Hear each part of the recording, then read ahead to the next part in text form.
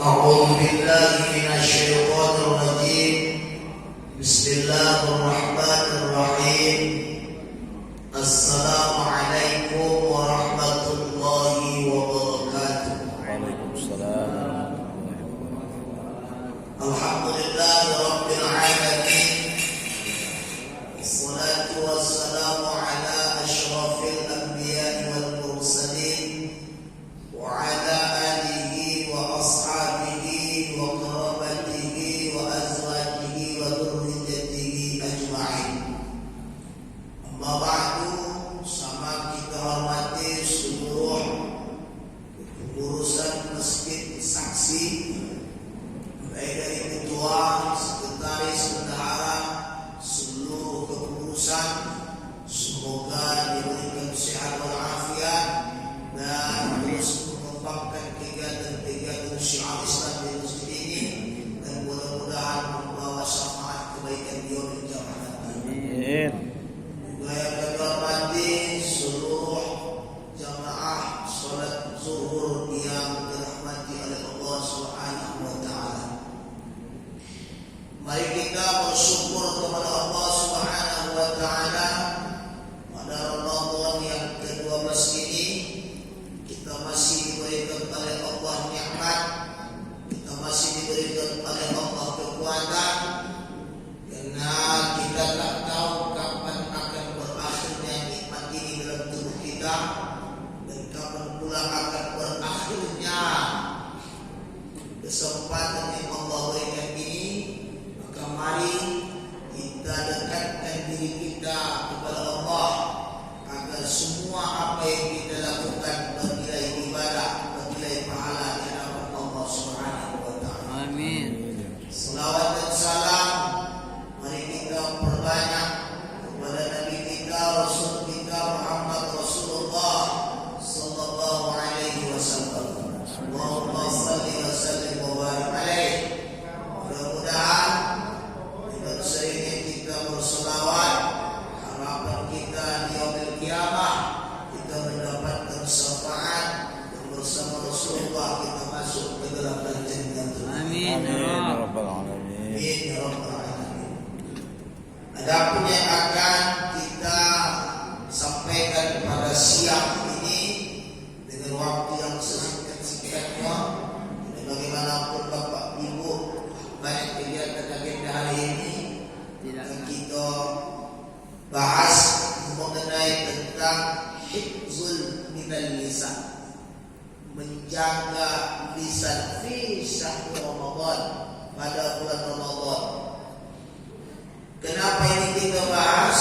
Karena lisan ini bisa memasukkan kita ke dalam surga, bahkan bisa timbangan berat yaumil mizan.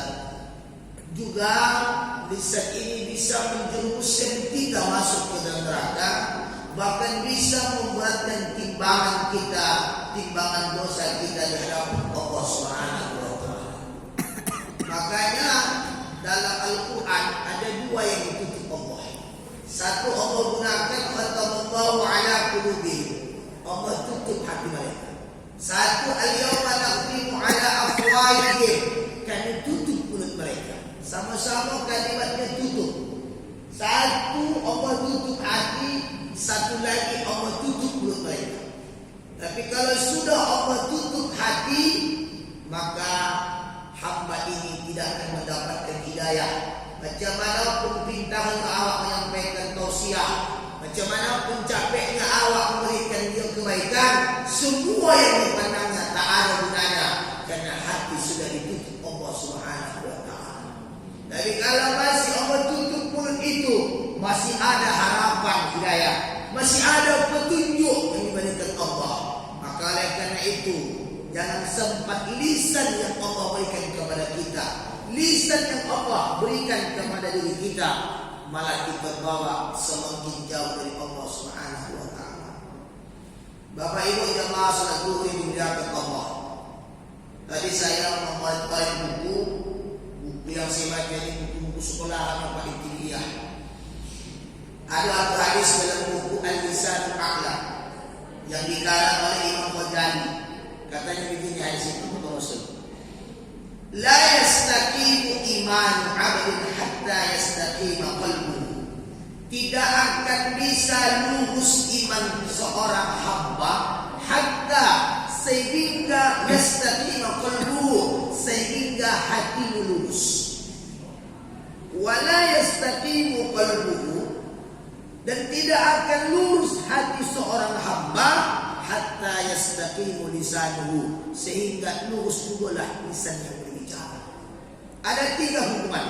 1 iman, 1 hati, 1 lisan. Maka hari ini kenapa iman kita belum juga lagi lurus? Makna lurus ini istiqomah. Kenapa iman kita masih hari ini masih ada yang ternoda? Karena hati kita belumlah menghadap Allah dengan lurus. Kenapa hati kita tak tenang menghadap Allah? Karena mungkin ada lisan kita belum kita cucikan di hadapan Allah Subhanahu wa taala. Maka oleh karena itu wajar aja Allah panggil perintah puasa ini dengan kalimat ya ayyuhalladzina amanu, bukan ya ayyuhalladzina muslimu. Dalam kajian tasawuf, mendapatkan gelar takwa itu bukanlah mudah. Jangan kita menganggap udah puasa kita sebulan udah jadi nabi Allah takwa. Belum. Ada tingkatan. Yang pertama ada namanya muslim, yang kedua ada namanya mukmin, yang ketiga ada namanya muhsinin, yang keempat namanya mukhlisin, baru yang terakhir namanya muttaqin. Di golongan mana kita ini? Saya pun tak tahu. Tergantung ketika kita mendekatkan diri kepada Allah. Ada puasa orang hanya setingkat Islam. Yang penting aku sudah mengamalkan puasa, lepas hukum Islam, dan aku sudah menjadi orang Islam. Selesai. Apakah itu kemauan Allah? Naik level yang kedua, mukmin. Orang mukmin ini kenapa? Tadi saya juga order kertas ini ada buku bernama 160 Mata Dakwah. Kenapa Allah panggil orang yang beriman? Kenapa tidak muslim? Karena orang yang beriman ini ternyata spesial. Orang yang beriman ini akan Allah berikan kebahagiaan. Yang pertama katanya adalah karena orang yang beriman ini nanti dibela Allah dan mendapatkan pertolongan Allah. Inna Allaha yudafi'u 'anil ladzina amanu. Inna Allaha la yuhibbu kulla khawanin kufar. Sesungguhnya Allah akan mengangkat derajat orang yang beriman. Sesungguhnya Allah akan memuliakan orang beriman. Makanya dipanggil dengan beriman. Ada juga yang mengatakan kenapa dengan iman? Karena nanti di yaumul kiamah Rasulullah bisa menyelamatkan kita di padang mahsyar, bisa memberikan syafaatnya kepada kita bila dalam hatinya masih ada iman. Kalau tak ada imannya, walaupun sebesar biji pasir, tak ada imannya, la bi'idnillahi syafi'an, tidak diizinkan kau memeluk itu wahai Muhammad. Yang ketiga, kenapa dikatakan juga beriman? Man 'amila shalih min dzakarin aw untha wa huwa mu'minun. Dan orang yang beramal saleh, laki-laki dan perempuan, lalu dia beriman, fala nuhyiyannahu, maka Allah berikan kehidupannya hayatan thayyibah, kehidupan yang baik. Maka dipanggil beriman. Maka ketika sudah sampai tingkat mukmin, sudahkah levelnya sudah bagus? Belum. Masih tingkat mukmin puasa kita. Masuk yang ketiga, muhsin. Bukan bapak musim ya, ini musim. Musim ini artinya orang yang baik. Nah, ini pun baik. Kenapa baik? Muhsin ini orang yang paling terbaik. Bukan terbaik di hadapan manusia. Kalau manusia ini semua hanya menganggap baik. Bila ada fulus, bila ada kepentingan, baik deh. Tak ada kepentingan, tak baik dulu. Tapi dia ada Allah, yang muhsin. Kenapa dia muhsin? Karena dalam puasa akhlaknya semakin berkualitas, akhlaknya semakin bagus, akhlaknya semakin dimuliakan Allah. Apa salah satu akhlak dalam puasa ini? As-shaum nisfus sabri. Orang yang berpuasa setengah puasa itu ada kesabaran. As-sabru nisful iman. orang yang sabar itu sebagian ada keimanannya. Maka hari ini buat sabar dalam puasa. Buat asal sedikit naik contoh naiknya udah lama naik terus berat. Jadi macam mana Ustaz? Ya itulah tanda-tanda kita.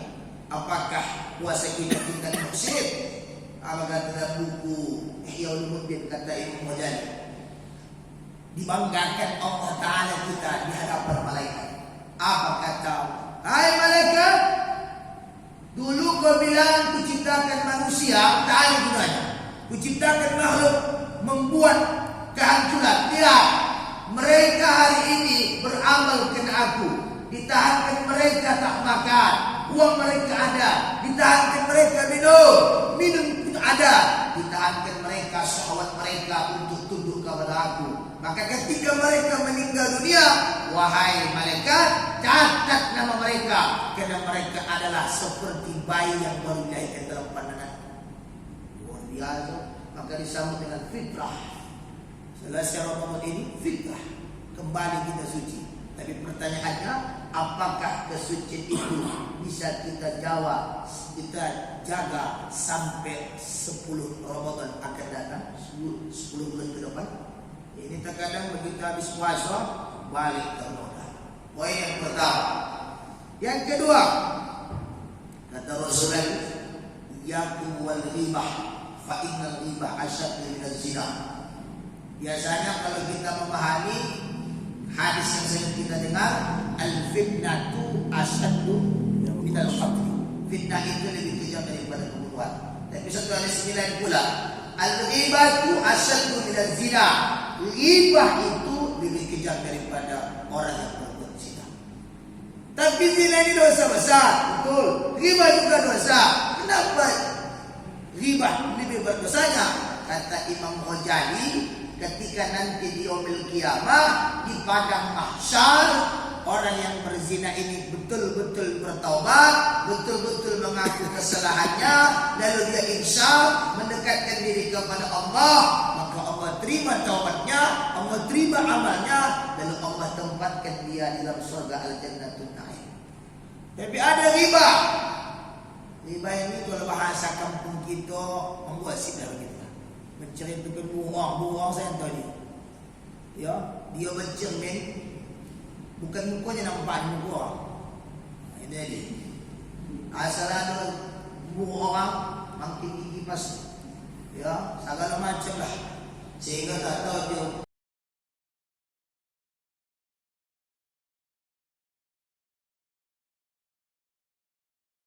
Ada sedekah, berlimpah ke rezeki berlimpah, bagus. Amal yang diterima Allah, iya. Tapi amal yang diterima Allah itu belum bisa memasukkannya ke dalam surga. Kenapa? Ada satu dosa, yang satu dosa ini tidak bisa diampuni Allah. Tapi Allah Maha Pengasih, Maha Penyayang, betul. Tapi dosa ini tidak bisa diampuni Allah sebelum dia meminta maaf kepada orang yang pernah diribahi. Selalu saya kata, capek lagi orang lagi. Ya kalau dia disuruh ni, rupanya waktu dia disuruh dia, katalah, asal semua tak boleh, dah marah dia. Tapi aku suruh kena aku. Dia cuba lah. Nanti dia. Nanti, aku jumpa ke seorang tu. Dia nak apa lagi dari itu? Sama-sama sini kita. Tahu kita jahat, sama kita pun. Maka oleh kerana itu, pada Ramadan ini, tahu saya kita mencari air orang. Tahu saya mencari dosa. Itu nanti kita tiap malam kita malam. Makanya saya menyesal kita kalau kita habiskan Ramadan ini tanpa ada ibadah yang paling kita istimewakan. Apalagi kalau sudah malam Jumat, Sayyidul Ayyam, bangun awal malam Jumat, beribadah di bulan Ramadan, Masya Allah. Ibadah yang dilakukan tahajud pula, lengkap amal di situ, mantap di situ, dan doa diijabah di situ. Sayyidul Ayyam, ya, masuk pula bulan Ramadan, Qiyamul Lail, maka malaikat mengaminkan apa yang kita minta. Ini pula malam Jumat entah apa boyo aku tak tahu. Sibuk minta ampun. Ini tak kadang kita ni satu bulan dimakan orang dulu. Aku ingat pula orang dulu lah kampung-kampung. Kalau sudah masuk Ramadan, memang disediakan stok untuk makan. Tak apa-apa sebenarnya. Iya, tak apa-apa, tak apa-apa. Khusus Ramadan hendak ku habiskan beramal. Boras stok, padi stok, makanan, minyak makan, gula stok semua, tahan 1 bulan. Kalau kita tidak, entah kapan stok, entah kapan habis. Ini gitu. Maka oleh itu, mulai hari ini jangan kita mencari-cari kesalahan. Kita kan coba Ustaz, ini mencari kesalahan. Ada saja. Jangan sampai puasa kita ini tak termasuk kita nanti penghuni dalam surga Allah. Itu mau. Bahkan dalam buku surga untuk nasihat, ketika puasa kita ini diterima Allah, maka puasa dibacakan. Ya Allah, aku hendak mengistimewakan hamba ini karena dia betul-betul berpuasa di hadapanmu. Apa yang kau minta? Yang kau minta hambamu ini, tolong kau istimewakan dia. Bagaimana dia mengistimewakan Ramadan, bagaimana dia memuliakan puasa, bagaimana dia mengangkatkan derajat puasa ini. Begitulah engkau membuat ya Allah. Mantap. Ini tu kenapa tidak bacakan puasa itu? Cocoknya ya Allah masuk ke Allah. Ada itu. Muncung saya puasa, tidak puasa. Muncungnya yang puasa, pikiran tak puasa. Muncung saya yang puasa, tapi akhlak tak betul orang berpuasa. Ini menceritakan juga di sini. Kalau bisa sini mah, bagi semua berubah sih. Dipahami ceramah. Aku saya dapat buku ceramah. Dan teman-teman lagi, tak terlalu menghindar. Ini kan teman-teman tak. Dah, kalau saya mulai. Hadis yang ketiga. Inna lisana mu'min wa ra'a qalbi fa idza arada an yatakallama syai' adabbaruhu bi qalbihi subhanallahu bi lisani. Sesungguhnya lisan orang yang beriman wa ra'a di belakang hatinya. Fa idza arada an yatakallama, apabila dia bercakap syai' sesuatu, tadabbaruhu, dipahami dulu baru dicakapkan. Subhanallahu bi lisani. Kita terbalik, sudah cakap baru dihayati, sudah keluar cakap kawat baru salah cakap kutu. Ini bisa. Apa yang kita keluarkan sudah menjadi milik orang, tak milik kita lagi tu. Asal keluar apa yang kita sampaikan itu bukan milik kita, itu sudah dikonsumsi pendengar. Maka hari ini lisan orang yang beriman lebih mengutamakan hati daripada lisan. Kalau kita sudah hati cocok, baru dicakapkan. Kalau belum cocok hati, jangan cakapkan. Ini pula tidak. Tidak cocok tak cocok untuk disampaikan. Beda dia kebenaran. Walau kebenaran tak bisa. Kul haqqu walau kana. Katakanlah kebenaran itu walaupun baik, memang sampaikan. Ini tidak. Ini kita harus bisa mendulukan. Makanya tingkat puasa kata Imam Ghazali yang kita mu'adzzatul mu'min, puasa yang paling tertinggi itu adalah as-siyam fi qalbi. Apa itu? Puasa dalam hati. Ada lagi mengatakan puasa yang paling tinggi juga adalah puasa tak berkata. Makanya Maryam itu berpuasa adalah puasa tak bercakap, benar aja dia. Bukan itu. Kenapa kalian tak bercakap? Karena banyak memfitnah dia. Ini anak ini siapa ya? Maka bisa lahir tanpa ayah.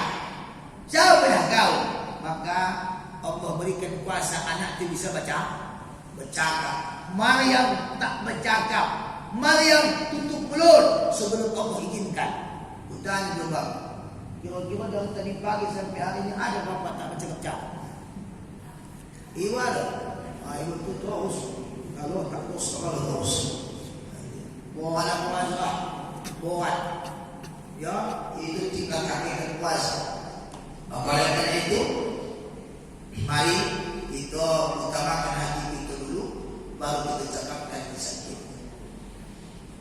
Kemudian, kalau ada yang bercakap, aku tak ada duitku hendak bersedekah, aku tak ada uangku hendak mengimpah, aku tak ada hartaku untuk menyumbangkan untuk misal sini. Dan pada takut al-kalimatu thayyibatu shadaqah. Cakap yang elok, cakap yang baik, cakap yang menasihati, itu sudah dihitung sedekah. Jadi kalau awak tak punya uang, cakap yang elok. Makanya orang belum Tanjung Kali ini setiap berjumpa, Syekh Raya, Assalamualaikum. Itu dulu. Sangka kau sih kau tunduk air. Dulu mesti dibagi awal ya sekarang boleh sekarang. Oleh karena itu cakap dengan elok.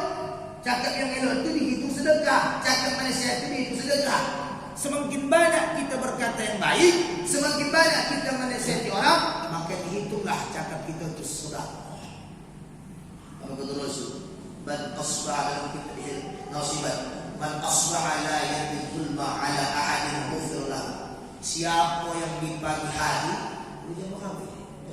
Kita sudah mengatakan, siapa yang di pagi hari bangun di pagi hari tidak ada niatnya hendak menzalimi orang, menganiaya orang, tidak ada sikit. Bangun dia pagi tidak ada niatnya hendak berpikir kepada orang yang kotor, maka orang seperti ini Allah ampunkan dosa. Bahkan waman asbaha yanwi nasratul maghlub, pagi hari dia berniat hendak menolong orang. Siapa itu muslim? Wa qada'a haja, lalu dibantunya kebutuhannya. Lahu ka'adli hajjatin mabrur. Orang yang seperti ini Allah berikan pahala seperti dia melaksanakan haji mabrur. Luar biasa. Makanya begitu bangun pagi awak, tak ada ni tahu anda mencelakai orang, tak ada ni tahu anda mengkotori pikiran orang, kemudian ada pula bagi tolong orang, kita bantu pula dia, maka pahala dia seperti pahala melaksanakan ibadah haji mabrur. Maka jangan pada kita merasa berendah diri. Aku tak duitku, macam mana kau mongkak? Aku tak duitku, macam mana sampai tak bala? Ada nanti seorang mukmin memang dia tak sampai ke Baitullah, tapi pahalanya disamakan oleh Allah seperti haji mabrur. Ada orang berangkat ke sana, tapi nilai pahalanya sangat rendah kerana dia ke sana bukan betul-betul orang ingin menghadapkan Allah, tapi orang banyak selfie. Hanya tu kan 12 hari dia, 12 hari fotonya 160 foto. Kalau sampai sebulan 70 foto. Mulai dari apa nak kamar mandi, ini sampai di foto. Tak lama yang kau di makam Rasul tu, sebentar lah itu foto. Oh iyalah. Jadi awak boleh. Tapi bukan kita ni begitu kan biar. Maka lagi itu mari lisan kita ni kita jaga. Ya, kalau tak bisa bercakap yang baik ini, ya, jangan menzalimi orang lain. Payah lisan kita. Karena Ramadan kali ini, mari kita jadikan momentum ibadah Ramadan ini bisa menjadi penyelamat kita nanti di hari kiamat. Amin. Tak bisa kita nanti ketika nanti kita Akbar datang kita nanti ke